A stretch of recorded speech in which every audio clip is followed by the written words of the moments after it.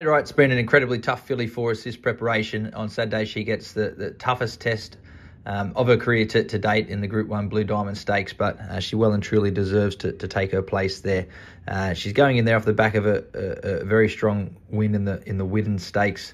It was a good form race for us last year and showed a filly capable of winning that race can be very competitive in the Blue Diamond. What looks to be a very open race this year.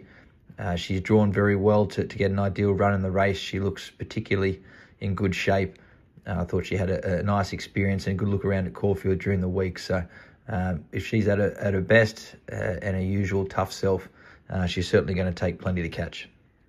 Two Done Lizzie looks to have returned in great order. She's really matured nicely this campaign, and that's shown by her two most recent barrier trials in Sydney. So she's ready for her first up performance at Caulfield on Saturday over the 1400 metres. She's performed well at this track previously, Group 2 winner and Group 1 placed at this track. So she looks in good shape and looks well placed here to be very competitive first time out. Espionage returns to the races off a decent break. He's a very talented son of Zoostar, who has shown great form through his 2-year-old career and looks to have taken nice improvement in the initial stages of his 3-year-old preparation, judging by his most recent trials. He's stepping straight into the elite level here at Group 1. Gets in nicely on the minimum with 50 kilos on his back in what's usually a very competitive race, the Oakley Plate.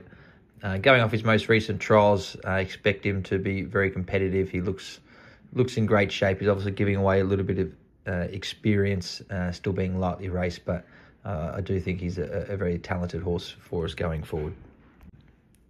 Mayfair's racing second up in the Hobartville Stakes, the 3-year-olds at a Group 2 level over 1400 metres. When resuming first up, he was no doubt disappointing, so we've gone back to the drawing board with him. I feel he's shown some nice improvement, a small key gear change with the addition of a tongue tie. No doubt, I think naturally stepping up to the 1400 metres is a positive for him. Getting back to Rosehill, where he's performed very well, I think is also a positive for him. So he looks in good shape. He looks to have trained on well, with a bit more luck in running.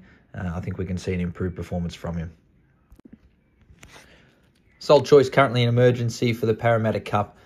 She's down in the weights here, but she looks in great shape. She's quite deep into her preparation now, very fit at this point of the campaign, and she can certainly run an honest race at this level should she be able to gain a run. Golden Pierro's racing first up over the mile at Gosford in a 64 handicap. 1600 still may be a little bit short of his best, but he's going in there first up off the back of 3 nice trials. Latest one, certainly thought he stuck on very well. Just he's a horse that's going to be better suited later in the campaign with racing, and once we can see him over further. But he looks to be in good order to be very competitive.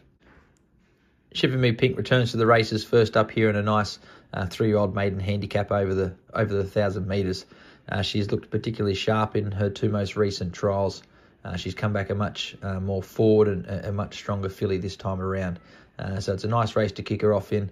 I thought she looks in great shape and ready to progress through her grades this campaign.